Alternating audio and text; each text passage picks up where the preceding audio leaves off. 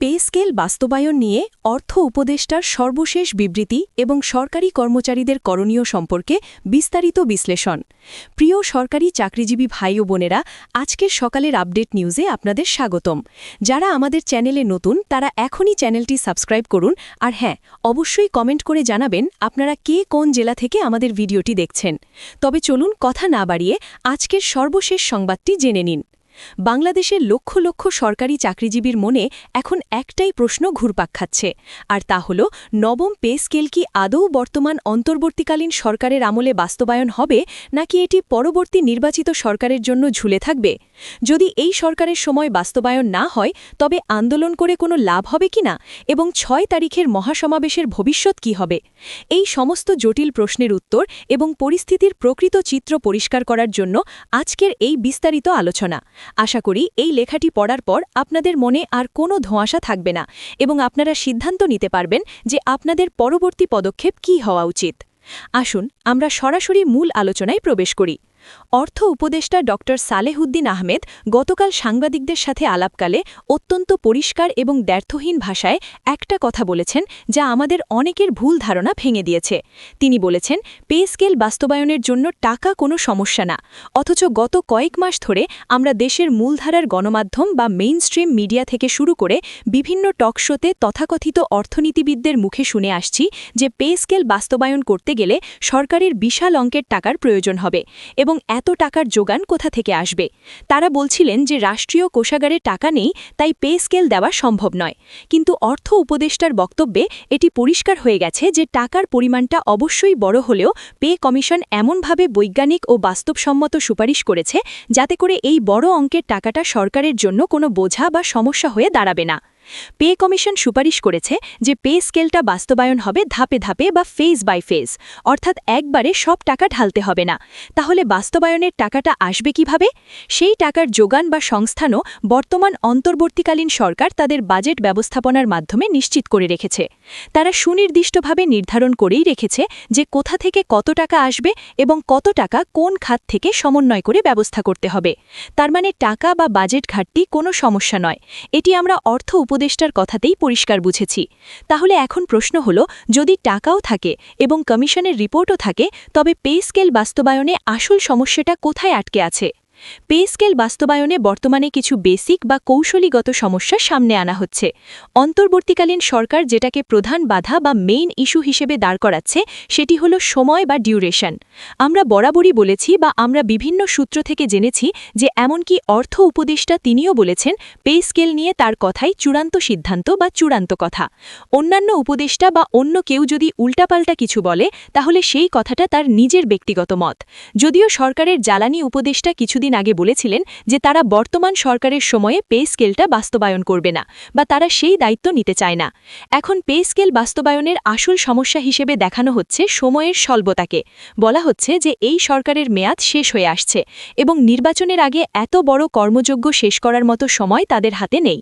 কিন্তু প্রশ্ন হল, পে স্কেল বাস্তবায়নের জন্য আমরা আগেও দেখেছি সময়ের প্রয়োজন হয় এবং দীর্ঘ পর্যালোচনা হয়, কিন্তু সবসময় কি একই সময়ের প্রয়োজন হবে? সবসময় কি আমলাতান্ত্রিক জটিলতায় ৬ মাস বা ১ বছর সময় লাগবে? রীতি ভেঙে বা প্রথা ভেঙে নতুন কিছু তৈরি হবে কিভাবে যদি আমরা পুরনো নিয়মে চলি? বর্তমান সরকার চাইলেই কিন্তু তাদের সদিচ্ছা থাকলে এই পে স্কেলটা বাস্তবায়ন করে দিয়ে যেতে পারত এবং এখনও পারে। সেটি কিভাবে বাস্তবায়ন করা সম্ভব ছিল বা আছে তা আমি আপনাদের একটু খোলাসা করে বলছি। ধরুন, সরকার একটি কমিশন গঠন করেছে। সেই কমিশন দীর্ঘ গবেষণা করে যে রিপোর্টটা সরকারের হাতে জমা দিয়েছে, সেই রিপোর্টটা বর্তমান সরকার চাইলেই পুরোপুরি বাস্তবায়ন না করে অন্তত এর কিছু একটা অংশ বা বেসিক অংশ বাস্তবায়ন করতে পারত। যেমন ধরুন, সরকার সংশ্লিষ্টদের নিয়ে ২-১টা জরুরি বৈঠক করল। বৈঠক করে তারা শুধু বেসিক বেতনটা বা মূল বেতনটা চূড়ান্ত করে ফেলতে পারল। একটা বেসিক চূড়ান্ত করে ফেলাটা এমন কোনো বিশাল বড় রকেট সায়েন্স বা কঠিন ব্যাপার নয়। চাইলে সরকার একটা বা ২টা ক্যাবিনেট মিটিংয়ে সেই বেসিকটা চূড়ান্ত করে ফেলতে পারে। তারপরে তারা একটা ঘোষণা দিল বা একটা প্রজ্ঞাপন দিয়ে দিল যে জানুয়ারি ২০২৬ থেকে নতুন পে স্কেলের বেসিকের এত শতাংশ সরকারি চাকরিজীবীরা প্রাপ্ত হবেন বা এরিয়ার হিসেবে গণ্য হবে, আর বাকিটা এবং অন্যান্য ভাতার বিষয়টি পরবর্তী কমিশনের সিদ্ধান্তের ভিত্তিতে পরবর্তী নির্বাচিত সরকার পরিপূর্ণভাবে বাস্তবায়ন করবে তাদের সুবিধামতো। তাহলে কি হলো?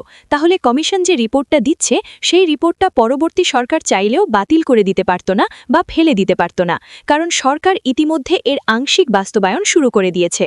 অন্যদিকে জ্বালানি উপদেষ্টা কিন্তু সতর্ক করে বলেছেন যে পরবর্তী সরকার চাইলেই কমিশনের এই রিপোর্টটা বাতিল করে দিতে পারবে, যদি বর্তমান সরকার এর কোনো অংশ বাস্তবায়ন না করে যায়। তাহলে দেখুন, যদি কিছু একটা অংশ কার্যকর করে দিয়ে যেতে পারত বর্তমান সরকার, তাহলে পরবর্তী সরকার চাইলেও কিন্তু এই রিপোর্টটা বাতিল করতে পারত না। তারা এটি কন্টিনিউ করতে বা বাস্তবায়ন করতে বাধ্য হতো। আমাদের সাধারণ কর্মচারীদের প্রত্যাশা তো এমনই ছিল যে বর্তমান সরকার বা অন্তর্বর্তীকালীন সরকার আমাদের জন্য সেই রক্ষাকবচ বা ব্যবস্থাটাই করে দিয়ে যাবে, যে ব্যবস্থা করলে পে স্কেলটা পরবর্তী সরকার বাস্তবায়ন করতে বাধ্য হবে এবং জানুয়ারি থেকেই এই পে স্কেল কার্যকর বলে গণ্য হবে। এখন আমি আপনাদের ক্লিয়ার করে বলবো যে এই পে স্কেলই ভবিষ্যৎ আসলে কি বা সামনে কি। বর্তমান সরকারের মনোভাব দেখে মনে হচ্ছে এই পে স্কেলের ভবিষ্যৎ হল জানুয়ারি থেকে স্বাভাবিক প্রক্রিয়ায় বাস্তবায়ন কিছুটা অনিশ্চিত হয়ে পড়ছে। সরকার বলছে তারা এটি করবে না, কিন্তু তারপরেও একটা কিন্তু বা যদি আছে, আর সেই যদিটা হলো আগামী 6 তারিখের কর্মসূচি। 6 তারিখে সরকারি চাকরিজীবীরা সারা দেশে একযোগে বড় একটা আন্দোলন বা মহাসমাবেশের ডাক দিয়েছে। আপনারা জানেন, আমাদের দেশের ইতিহাস বলে যে এ ধরনের আন্দোলন কর্মসূচি বা গণদাবি আদায়ের ক্ষেত্রে রাজপথ সবসময়ই একটা ভাইটাল রোল বা গুরুত্বপূর্ণ ভূমিকা প্লে করে। যেমনটা আমরা জুলাই বিপ্লবে ছাত্র জনতার আন্দোলনের সময় দেখেছি, বা যেমনটা আমরা ৭১ সালের স্বাধীনতা যুদ্ধের সময় দেখেছি। বিপ্লব বা গণ অভ্যুত্থান ছাড়া এদেশে সহজে কিছুই আদায় হয় না। আমি বলছি না যে বিপ্লব সবসময় ভালো রেজাল্ট বয়ে এনে দেয় বা বিশৃঙ্খলা কাম্য, কিন্তু আমাদের দেশের পলিটিক্যাল কালচার বা রাজনৈতিক সংস্কৃতি এবং ইকোনমিক কালচারটা এমন হয়ে দাঁড়িয়েছে যে দাবি আদায়ে চাপ প্রয়োগ করা ছাড়া উপায় থাকে না। যেমনটা আমরা কিছুদিন আগে দেখেছি বেসরকারি নিবন্ধন শিক্ষক বা এমপিওভুক্ত শিক্ষকদের ক্ষেত্রেও তাদের যে মেডিকেল ভাতার যে ব্যবস্থা বা বদলি ব্যবস্থা, সেটিও কিন্তু বিপ্লব বা কঠিন আন্দোলনের মাধ্যমেই আদায় হয়েছে। এখন বর্তমান সরকার বদ্ধপ্রতিজ্ঞর বা অনড় অবস্থানে আছে যে তারা তাদের সময়ে পে স্কেলটা বাস্তবায়ন করবে না। কিন্তু যদি 6 তারিখের আন্দোলনটা একটু জোরালো হয় এবং কর্মচারীদের উপস্থিতি ব্যাপক হয়, তাহলে সরকার নড়ে চড়ে বসতে বাধ্য হবে। এটি হলো সর্বশেষ নিউজ বা বিশ্লেষণ।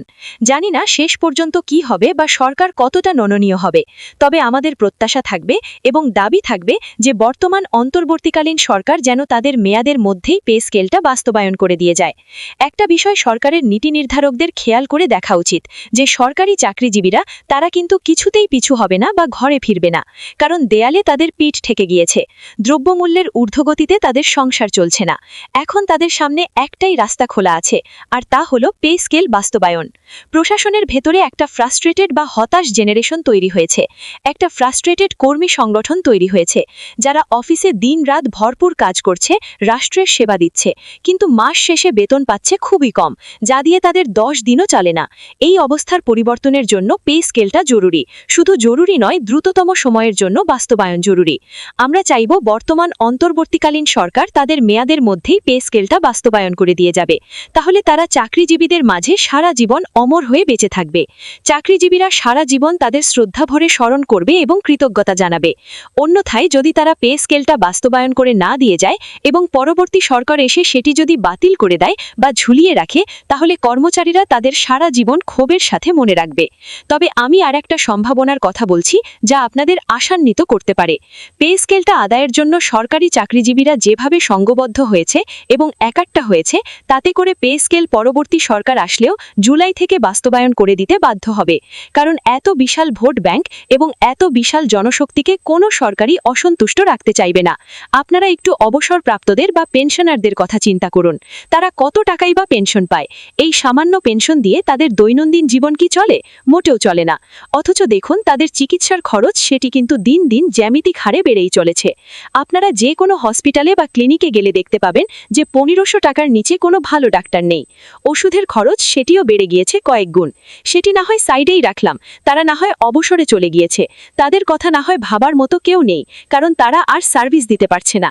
কিন্তু রাষ্ট্র কি তার দায়িত্ব এড়াতে পারে? একটা ব্যাপার ঠান্ডা মাথায় খেয়াল করে দেখুন, পে স্কেলটা কেন হতে হবে বা কেন যৌক্তিক।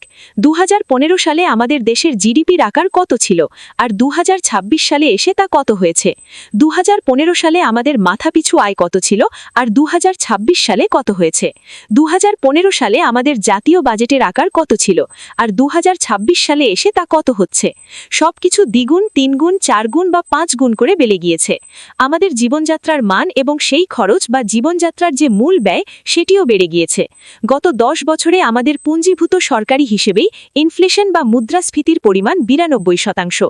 তার মানে আপনি 2015 সালে যে বেতন পাচ্ছিলেন সরকারি হিসেবেই আপনার সেই বেতনের ক্রয় ক্ষমতা 92% কমে গিয়েছে অর্থাৎ আপনার বেতন কার্যত অর্ধেক বা তারও কম হয়ে গিয়েছে তাহলে দ্বিগুণ বেতন বৃদ্ধি বা 100% বৃদ্ধি তো এটা যৌক্তিক এবং সময়ের দাবি এটি কোনো বিলাসিতা নয় তাহলে যখন পে স্কেল হওয়ার কথা হয় তখন এই যে তথাকথিত অর্থনীতি মহল কেন বিরোধিতা করে তারা কেন বলে যে অর্থনীতিতে চাপ পড়বে তারা কখন বিরোধিতা করবে তারা অর্থনীতির স্বার্থ নিয়ে কথা বলবে কখন যখন ব্যাংক লুট হচ্ছিল হাজার হাজার কোটি টাকা লোপাট হয়ে যাচ্ছিল যখন ব্যাংকের পর ব্যাংক দেউলিয়া হয়ে যাচ্ছিল অর্থ পাচার হচ্ছিল বিদেশে তখন কি এই অর্থনীতিবিদদের দেখেছেন তারা কোনো কথা বলেছে বা প্রতিবাদ করেছে তারা কথা বলে না যখন আমাদের আর্থিক পলিসিগুলোতে ঘাটতি তৈরি হয় বা ভুল সিদ্ধান্ত নেওয়া